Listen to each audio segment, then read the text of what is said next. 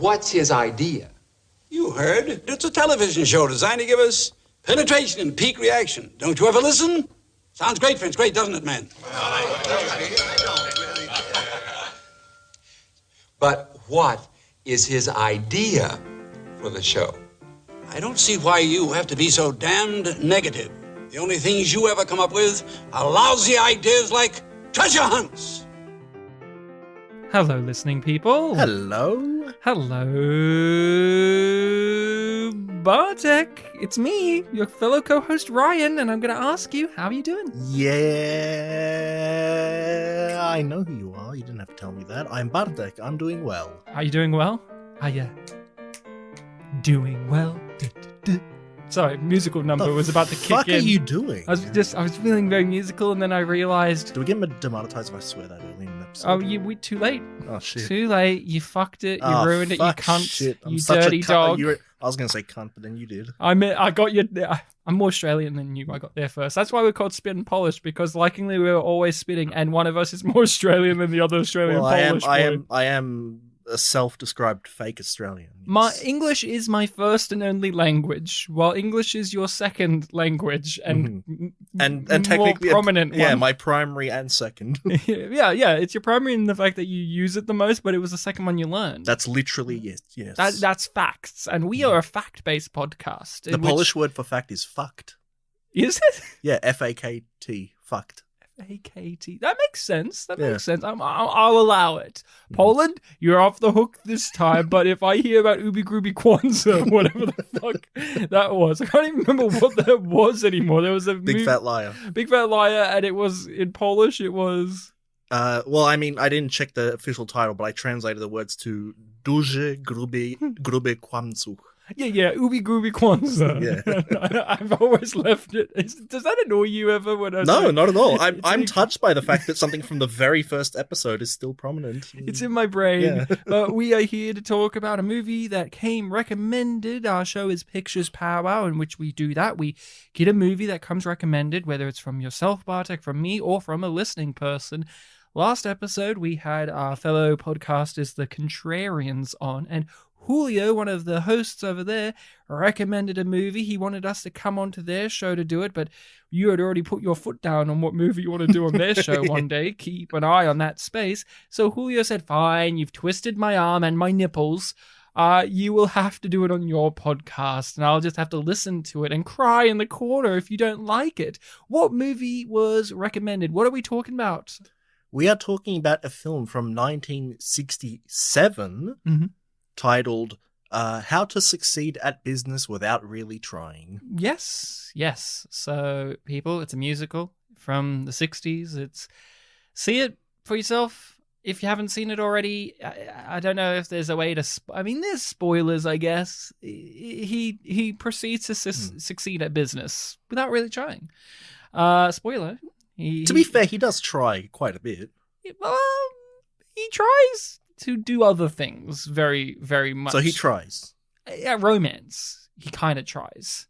Kind of falls into his lap, so we'll get into it. History, relationship, Bartek, anything? I don't think I'd heard of this ever. Not even as a stage musical? Don't think so, no. Because you seem to, in your adolescence, seem to have been a little bit more familiar with that scene. Your schools did various kind of plays, and you're in Melbourne, so you got to be more aware of going to see stuff or aware of seeing stuff. So I thought maybe this may have come across your desk at some point during your years as a musical that you're at least aware of. No, must have slipped the radar. Wow. I'm so sorry. I've seen this before. This movie, I think I missed the last 15 minutes of it. It was on television. Mm-hmm.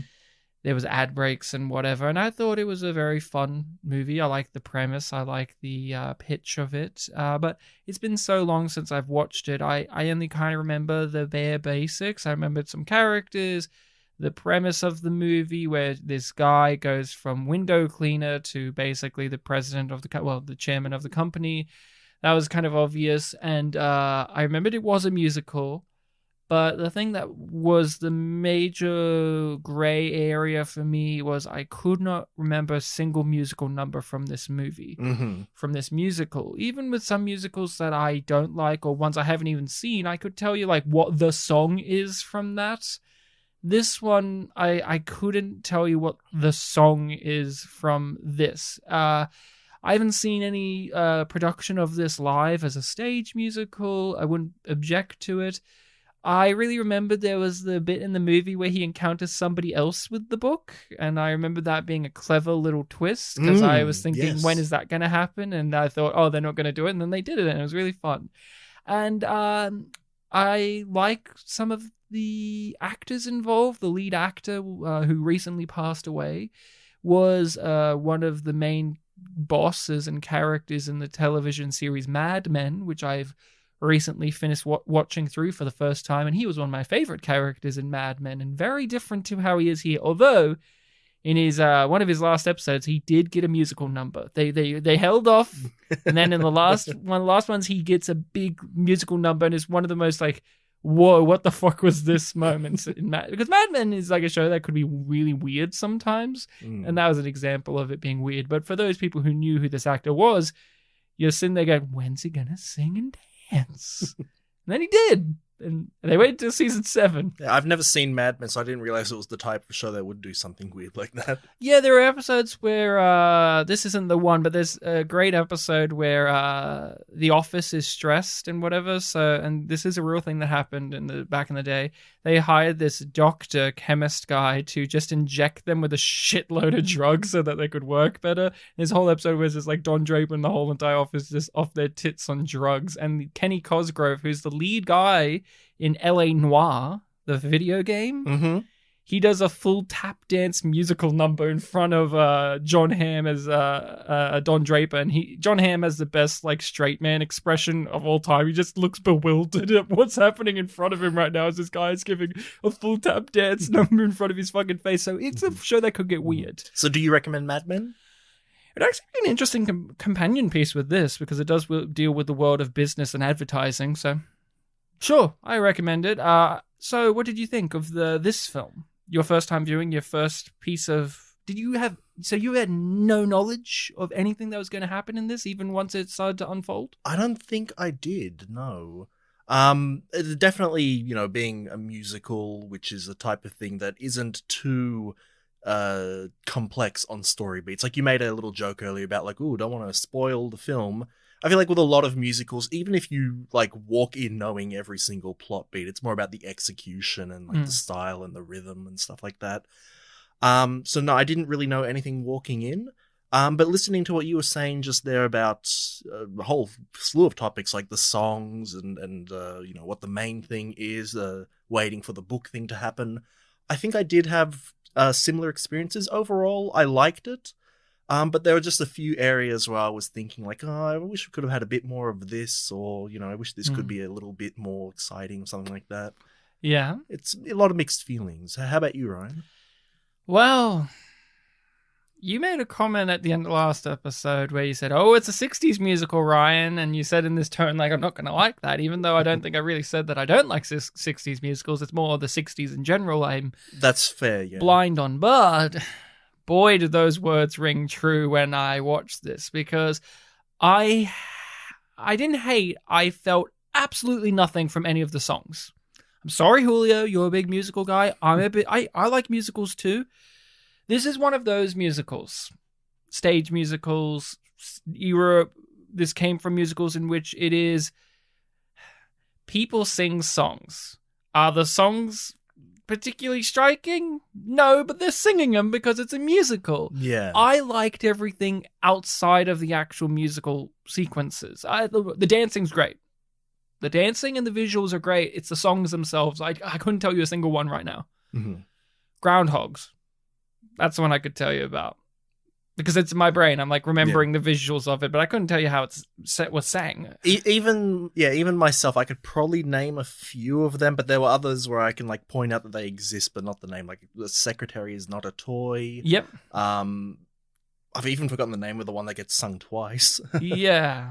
Brotherhood of Men. Men. I think. Of Man. Yeah, it's Men of Brotherhood? the songs do nothing for me. It is to me, it is one of those musicals in which it is.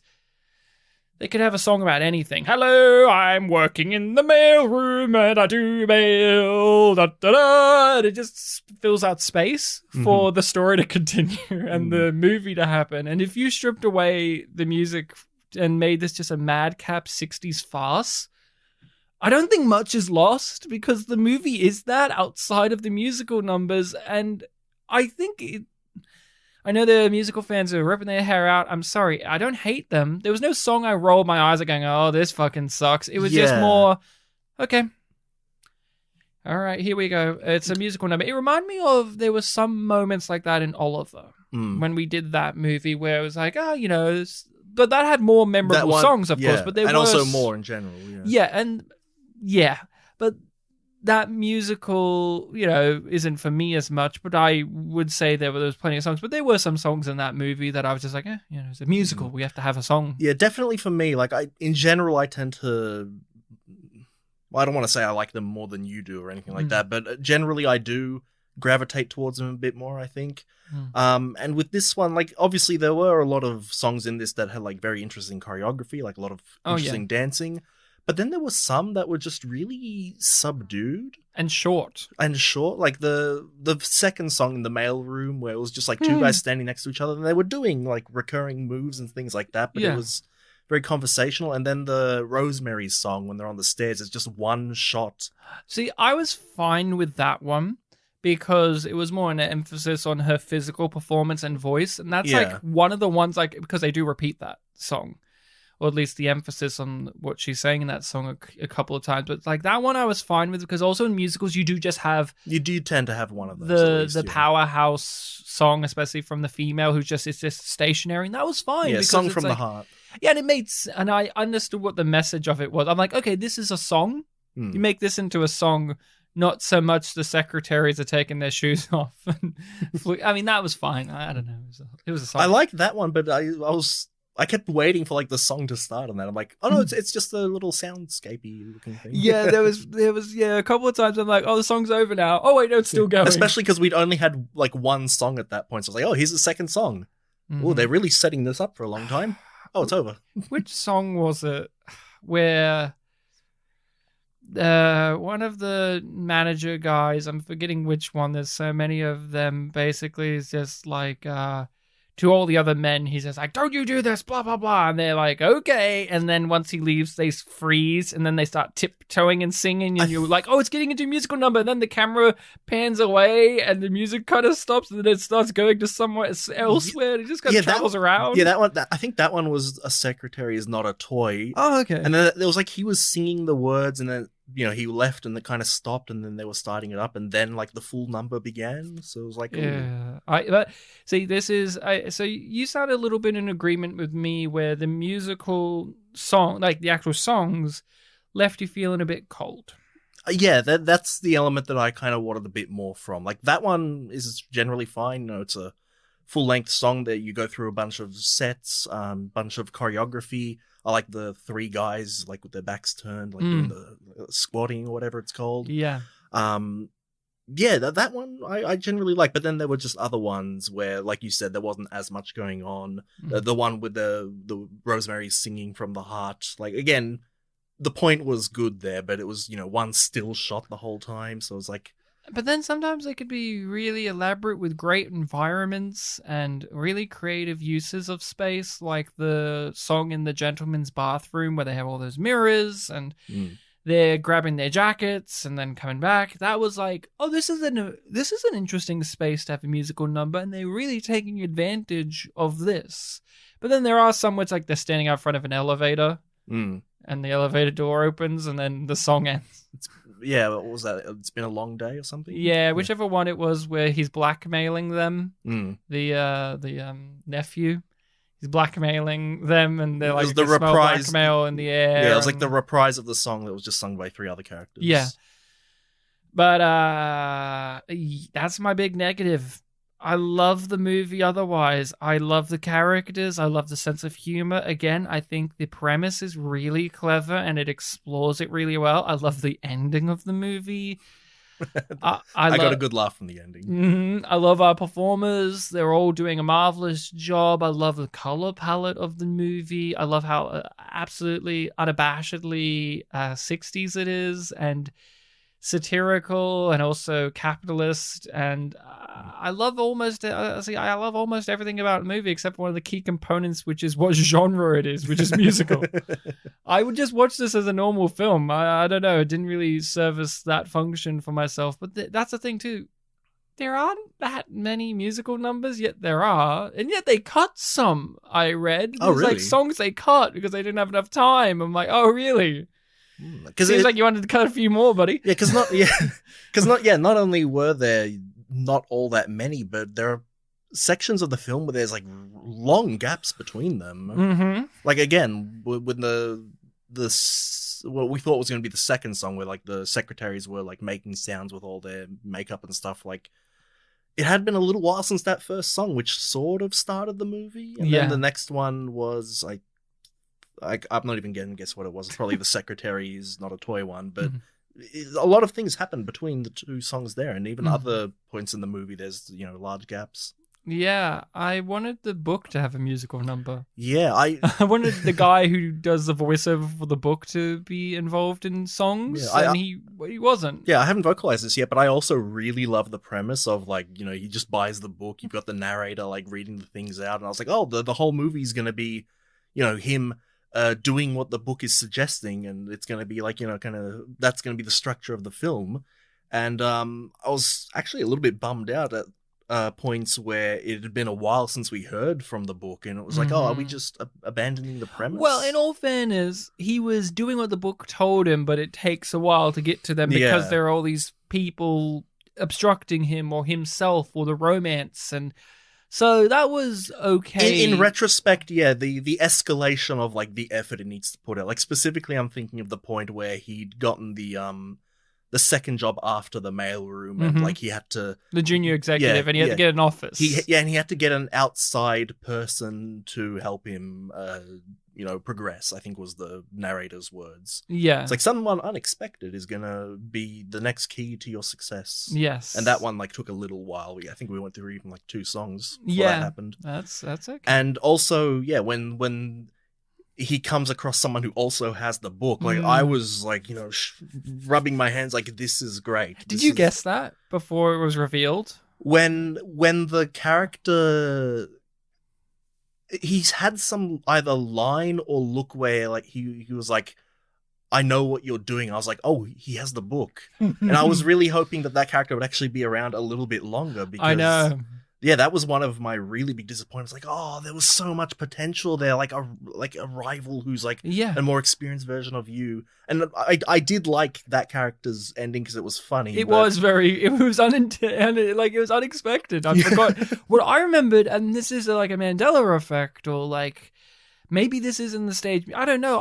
For some reason, the one thing I remembered was him reading the book and it saying, what happens when you find somebody else with the book? I thought that was a thing in the movie, but instead he just did it. And he pulls out the book and reads it, but you don't hear anything.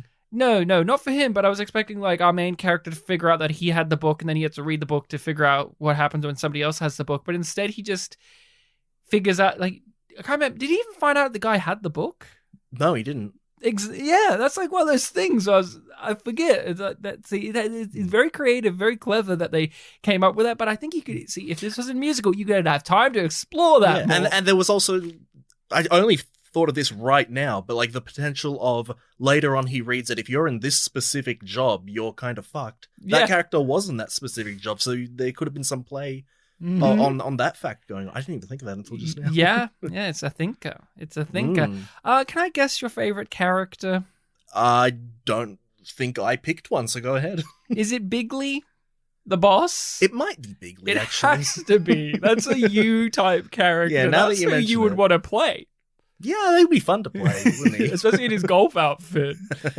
where he knitted his own jumper. He put the poofy balls on his sleeves. Yeah, I thought when I was watching this, I'm like, this is such a Bartek type character. He's this old gibbering guy, and he always has to put on his glasses just to take them off again. And he's always like agreeing to anything anyone says, except for when he disagrees, and they make him agree anyway. And I love one of my favorite gags with him, which is a marvelous piece of timing, where our main character, it's like the end of the movie where he's like, he just sung the song about, the man being a man. What was it? The Brotherhood of Man. Men of Brotherhood. Yeah, one of them. And he's convincing the chairman of all this, and he just casually throws in, and that's why the president is going to resign. And then you see the thing behind him. He's like, "What the? No, I'm not." So that was a good moment. I was like, "This is just such a zinger." Especially for how that character is introduced. Like, he comes across very much like, what's that guy from that? Potter from Christmas. What a Wonderful Life. Yes. It's a Wonderful Life. Like, it felt like, oh, he's just going to be, that kind of grumpy Gus kind of thing. But, like, you get a real, I almost want to say cute side to him with, like, how giddy he gets on certain things. He's a child. He's a little boy. He's not just that, grumpy Potter character. Like, he genuinely gets enthusiastic when you match his interests, even in this powerful position. And he's dumb. And he's very dumb. Unlike Potter, who's very smart and evil. He's very dumb. He was not my favorite character. My favorite character has to be it's weird. I don't know why I liked him so much, but I like the head of the mailroom, the little guy, and just every time we kept seeing him pop up in the movie, and he's like bragging about how he made him like our main character every time. He's like, I helped him get where he is today. And he's like, I've been working here 25 years. And then the same actor got to be the chairman of the board at the end. Like, for some reason, it's the same actor. Did you know that? Oh, no, I didn't. Mm-hmm. It's him in old person makeup. And that's also why he's, like, extremely small. He's, like, 5'2" or 3. In a cast of people who are, like, 5'10" or 6'2" or something ludicrous. Well, we had, like, the male lead, like, be shorter than the female lead. Yes, he was 5'5", I do believe. So he wasn't that tall. But, and I liked our lead. I thought Robert Morse does a great job performing this character. I thought he has so many incredible touches of playing an absolute weasel. I just kept saying, what a fucking worm, a corrupt little weasel. He did this thing, and he did it to both men and women. When he was really, like, trying to figure out an angle on them, he would bring his nose right up to their nose. Like, he would just get in their face, get in their proximity, but not in an intimidating way, but just in an uncomfortable, faux friendly fashion. And he's just inspecting them like they're like an artifact or something, just a puzzle to solve. And I thought that was a really great acting touch to the character, because he made me uncomfortable, but also I was rooting for him because the premise of the movie's so fun that you want to see a character do the premise. Yeah, to take advantage of the capitalist system to further your own end. Yeah, I loved all his, like, little recurring gags. Like, every time he'd say his name, like, just go straight laced, like, oh, FINCH, things like that. The grin whenever he gets an idea. It's like, oh, I know what he's thinking. Yeah, he's going to exploit this. Yeah. To some degree. Also, just whenever he had to consult the book in, like, a high pressure situation and nobody would comment on it, really. It's just like, he's got this fucking book right there. He's reading it out loud and no one's really noticing because they're so self-obsessed. Great dancer as well. Did marvelous job dancing. That's what you get the lead for, right? And he doesn't come across when you look at him like he's going to be the Fred Astaire type or the Gene Kelly type, but boy, can he dance. He was just so good at the numbers. I especially like the physical comedy he would bring to it as well. The farce, the when he was in the boss's office with the secretary, his secretary, and then his actual love interest, and all of that crazy nonsense of trying to hide her in the shower, and oh no, he's actually kissing her, and then he realizes he wants to marry the one he's actually in love with, and oh no, the boss is coming, and nephew's dancing along in the corridor. And also, since it's something that we often complain about, the liar revealed trope, he, like, really shut it down before the end of the scene. Like, no, you're not going anywhere. In fact, I want you to be with me. Yeah. And it worked. Yeah, and it works well to make him still likable, because there's obviously the whole issue at hand, which is how much of your morality are you willing to sacrifice to climb the ladder, and what's it actually worth? And obviously they use it through the prism of romance and love being the key to that, where she finds out about the book and then he is willing to put the blame on somebody else, and that is the drawing the line in the sand. And he he does the right thing, and then things work out naturally for him, and it makes you feel a bit better that he rises to the highest echelon, because in the end he didn't sell his soul, but he did he did manipulate the system there with the I love that whole sequence where he's just like, I don't want to take anyone else's idea, that's not me. Points to the nephew.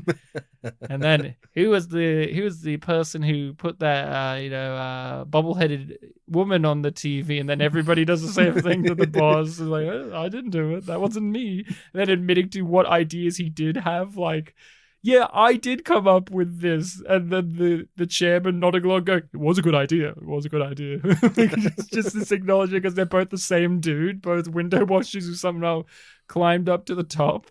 Really fun. I thought that was some magnificent stuff. Yeah, for a 2-hour film, it didn't really feel like it.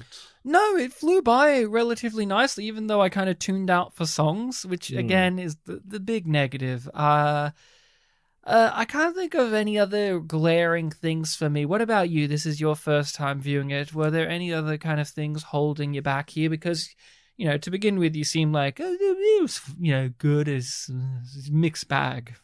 It was mainly, the similar mixed feelings on the songs, and also just the premises that I enjoyed, like not getting used frequently enough, like especially the other guy with the book. Like I really think there's a lot that you could have done with that. There's so much. But then again, when you think back to, okay, this is based on stage musical, things kind of have to go fast. Like some characters, whether they stick out a lot or not, they might only be around for a brief portion and like just do their thing. And I felt like in retrospect, like, yeah, that was that character's thing. He didn't really have a song, but he was they even call him something in the film, like the mysterious man who we don't know, and then he's the mystery man. And then his secret is that he's a loony chipmunk university alumni. I loved his ending where he just really is like, and we thrashed him. I don't regret a thing. The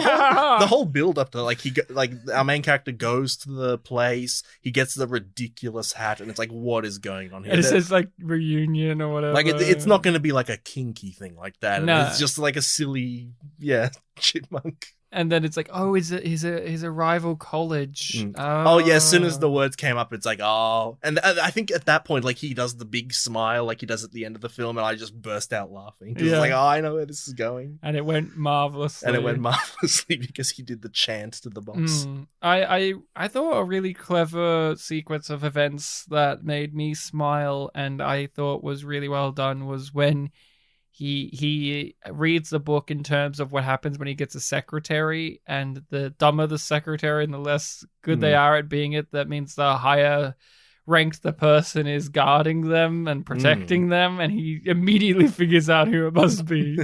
And how he uses her to get higher up the ladder of power by sending her personally to people.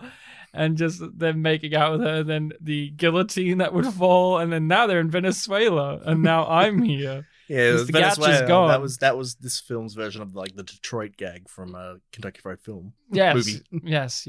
But this came first. Yeah. So take that, Detroit. Venezuela came first. It's weird. We haven't heard from Detroit in a little while, ever since that was revealed. That piece of knowledge that this movie came before Kentucky Fried. So just saying, Detroit's disappeared. Maybe it's gone to Venezuela to hide out from the shame of, being a stolen gag. But, stolen gag, jeez. Stolen valor. Yeah. What were some other moments for you? Other moments for me? Or ideas? Let me just scan through the film. Going back to what you were saying before about how 60s the film is, the fashion of the secretaries in the film, very 60s. It was very fun to look at. Yeah, it is, especially the bimbo-y one. Hetty? Yeah, yeah, Hetty LaRue, whatever. And when she became the treasure pirate thing, and the treasure girl, and her outfit's like ludicrous and more ludicrous, and her big hat, and her enunciation on a lot of words was also very fun. When she had to swear in the Bible, and she's like, "Is this a real Bible?"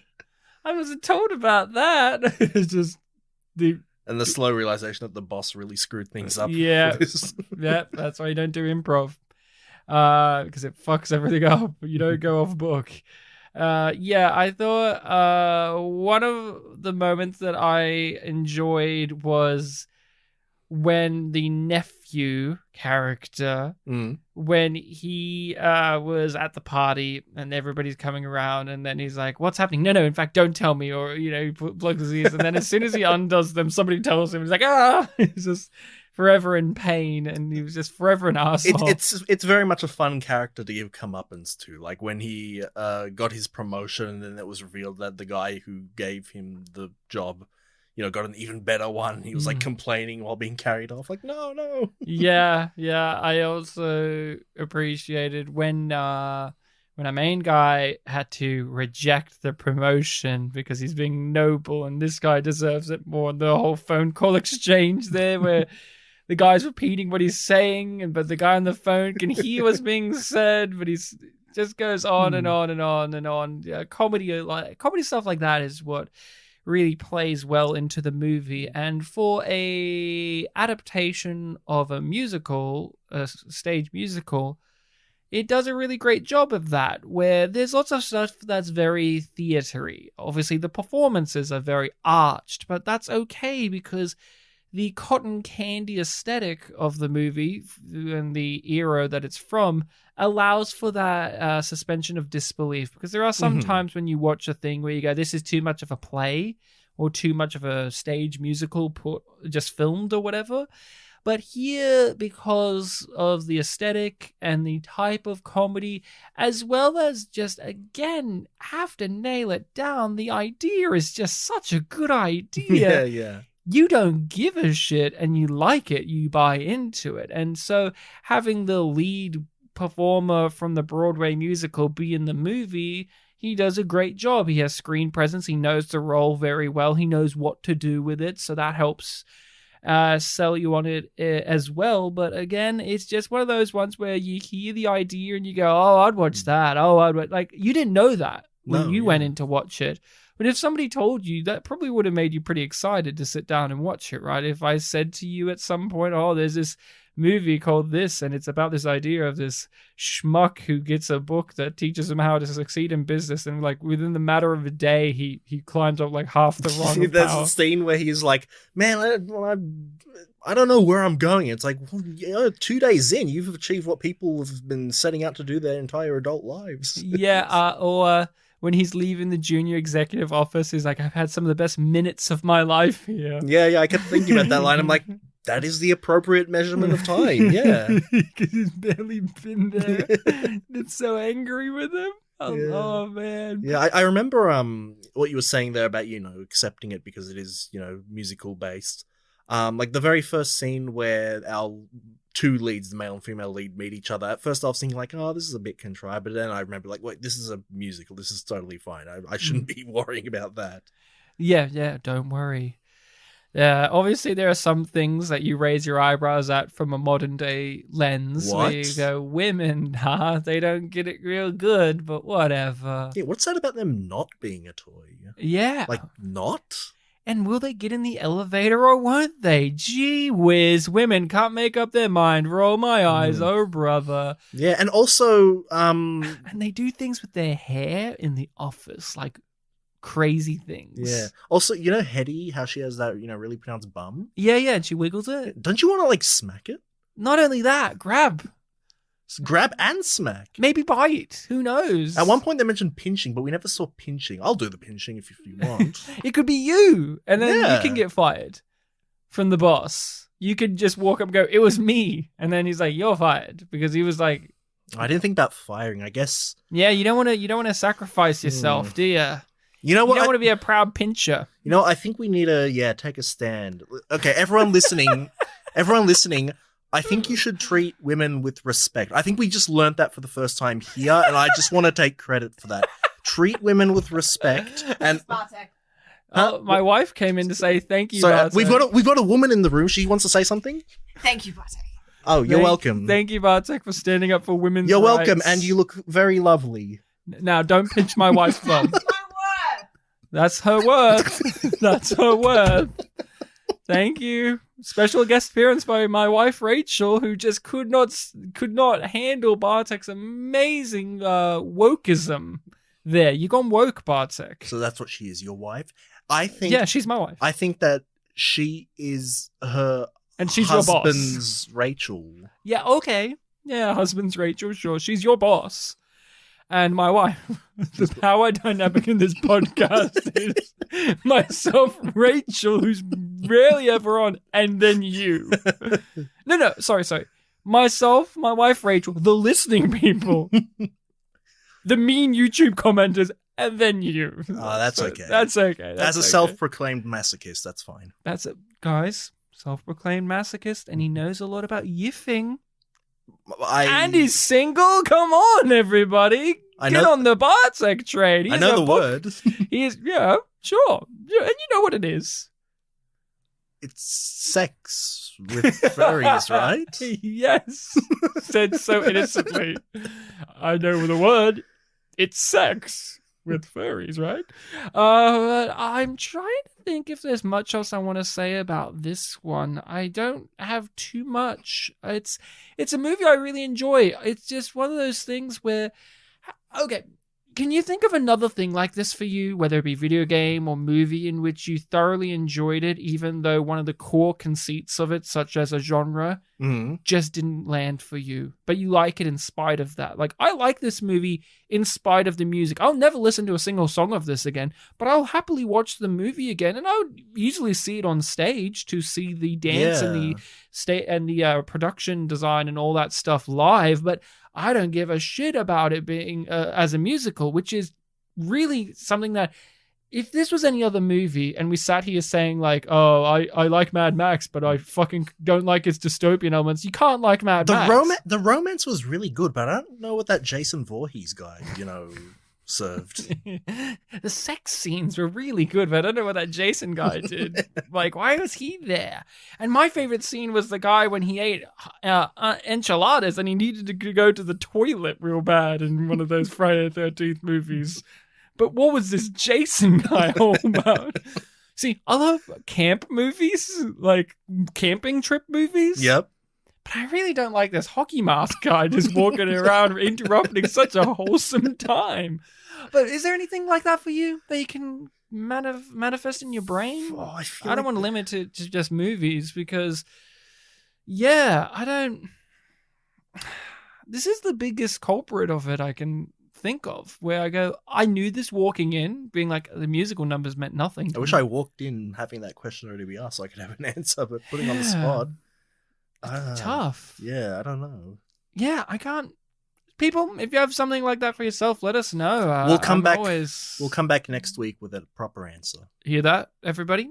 Hold Bartek accountable. That's not a promise. That's a promise. That's a promise. Thank you. So, anything else you want to say? Anything else that you liked, didn't like, noticed, want to discuss? You said before this podcast that you thought the lead was very reminiscent of Jerry Lewis. Yeah, I knew he wasn't Jerry Lewis because I didn't recognize any of the names in the opening credits. But yeah, his physical appearance just kind of reminded me of Jerry Lewis. Yeah, I think it comes down to the haircut, a lot of it, and kind of maybe the buck teeth, the gap tooth teeth a little. I didn't get that vibe as much, except for some of the musical dance numbers. He would do that kind of Jerry Lewis silly dance moves, but overall I thought his performance and his look was different, and it didn't really come to my brain. But if somebody like you said that, I wouldn't disagree. It was just like a little physical thing. He definitely didn't sound like Jerry Lewis oh really, or do anything as super exaggerated. Maybe the grin, but that would have been a bit more maybe toothy with Jerry Lewis. Would The Day the Clown Cried have been a better movie with this guy as the clown?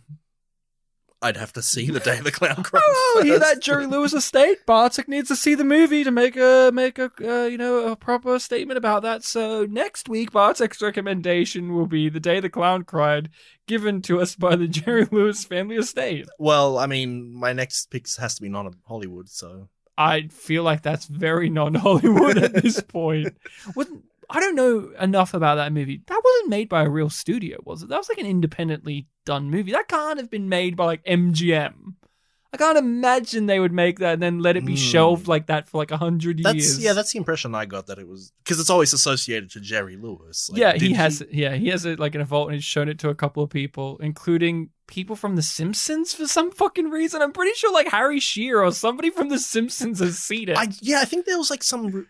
I couldn't say if it was Simpson or not, but I think there was like some modern celebrity who's seen it that like surprised me. Like, oh, you've seen it? Yeah, someone like Seth MacFarlane or some weirdo I almost comedy person. I almost wanted to say Seth Rogen, but that doesn't sound. Could you imagine Seth Rogen? I mean, he is Jewish. Maybe he has an opinion on it too, from a modern day Jewish perspective. I'd love to hear Seth Rogen's film analysis of Day the Clown Cried. The guy who brought us such smash hits as The Green Hornet. The Green Hornet. What was that movie that almost started a war with North Korea? The Interview? The Interview. Remember when that was a thing? Yeah. How we almost went to war with an evil country because an evilly run country because Seth Rogen and James Franco made a dick and fart jokes comedy set there. Yeah, it was really sad. I couldn't believe it. Pumbaa?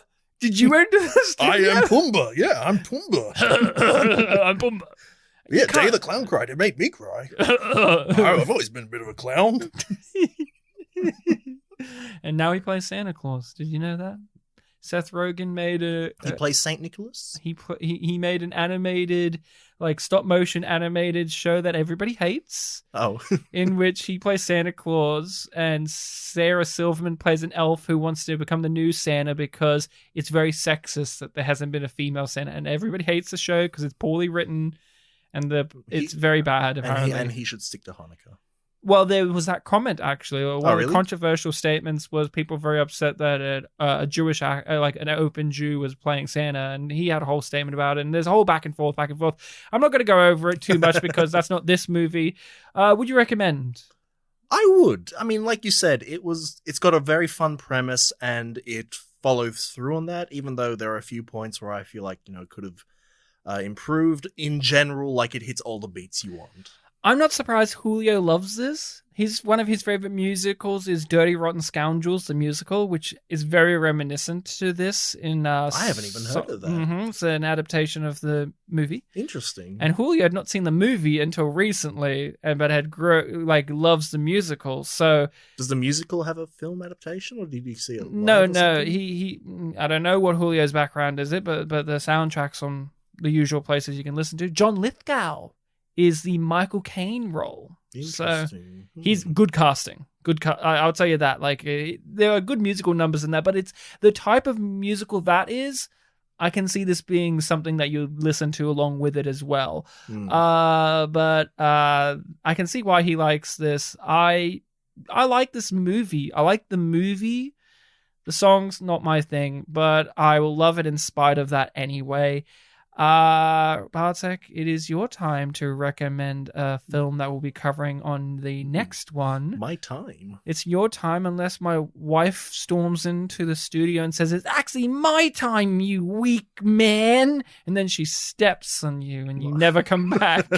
But I enjoy it because and he likes it. Yes, and I like it. And I like it, says Bartek as he dies. Wife. That's your wife, Ryan. That's my wife, Bartek. I married her so that I can be allowed to say these comments. Wasn't Rachel the first listening choice person for Dark Knight Rises? I would say so. Yeah. I would say so. But this is me time. It is you time. I am recommending... Now, look, it's been a while since we've done an Australian film. Oh, has it? Yes. Really? And I thought of this film before you picked Idiot Box, so I feel like I've had my thunder taken, but... Idiot Box again. Idiot Box again! No, this one's older than Idiot Box. This is a 1992 film called...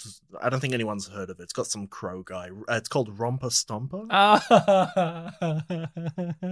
have that ready to watch, actually. It's in my DVD collection. I've got DVD. I've seen it before, but I've only seen it once. Oh, good. Oh, well, we'll be, unlike David Stratton, famous Australian film critic, we'll actually review the movie bravely. We'll talk about that next week. I seem to recall it having a lot of friendliness towards Vietnamese people. So, and people in general. Yeah. And Footscray. Oh, and it's got Footscray, the suburb. Yes. Yeah. And is it? Well, we'll talk about it next time. But it's weird how little it has changed in appearance. But we'll get there. So Romper Stomper, a famous Russell Crowe movie, and I would say just like a famous movie, right? Yeah. I think when lots of people think of Russell, they'll go through the usual candidates: Gladiator, Master and Commander, obviously, Man of Steel. Oh, and don't forget The Mummy, where he plays Jekyll. Yeah. Everybody would go through that. Oh, that Ridley Scott movie that you did after Gladiator, called I think it's called A Good Year, in which, no joke, the movie is made because Ridley Scott wanted to make a personal challenge for himself. Do you know this? Ridley Scott wanted to make a personal challenge for himself, which was, can I somehow be able to film this down the road from where I live? And it's at a vineyard, and it's just a movie with a bunch of his actor friends and production people in which he didn't have to drive more than 10 minutes away. And hold on, who did you say the director was? M. Night Shyamalan? No, Ridley Scott. Ridley Scott. Did he have to make the whole location like a hotel? No, it was just down the road. It was just, okay. And then he could just go back. It already existed. Yeah. It's just Oh like man, M. Night wishes he had that luck. Oh, M. Night has to build a whole fucking apartment complex to be able to still film in his fucking city. Oh man, so we'll be talking about what are we talking about? Romper Stomper. For some reason, like, are we doing A Good Year next? One of the most boring films ever, because it is literally just a camera pointed at some actors having a really nice time at Ridley Scott's place down the road. Ridley Scott, one of the craziest filmmakers, because he's just nuts. Do you remember that quote? He had some quote. I have to get it from. Don't know why I'm going in this Ridley Scott tangent when he did not direct Romper Stomper. I think I just associate Russell Crowe and Ridley Scott together because they did a few movies. Mm-hmm. Some of them good, most of them not. If we're really going to look at them, but he had some quotes about like the new Blade Runner when it was coming out. That was just crazy nonsense that would come out of him, and then he would say stuff like, in reference to it, then he would just randomly, abruptly cut it off with, and I like Beavis and Butthead. And you're like, what does this have to do with anything, Ridley? But that is enough Ridley Scott fun. You can find us on the social media platforms of Facebook and Twitter, Spit and Polish Presents. Make sure to give Romper Stomper a look in the interim of time. You can email us at where, Bartek? Where can people email us? You can email us by putting in the email address spitandpolished@gmail.com. And the password to that email is of course, it is spelt with a Y, capital Y, lowercase I, F, lowercase, F, lowercase, I, lowercase, N, lowercase. You fine? You fingy? Yiffing. Oh, yiffing. Is it just one F or two? It's two. Oh, I'm putting my foot down. It is two. You have a foot, not a paw.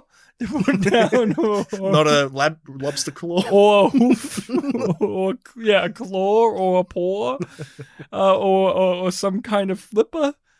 Oh, brother, that's tentacle. Oh, don't even get those hentai people excited at the idea of you having tentacles, Bartek. If you had a tentacle, it would be so big it would destroy a hospital. Would you hug me if I had tentacles? I'd want you to open things that I have in the house, like jars and stuff, because I know you could do it real easy. I'd help you, my friend. Thank you. Yeah. You know, I always, when we talk about the email, I always sometimes want to say the password itself just to make you edit it out. No, you're a bastard.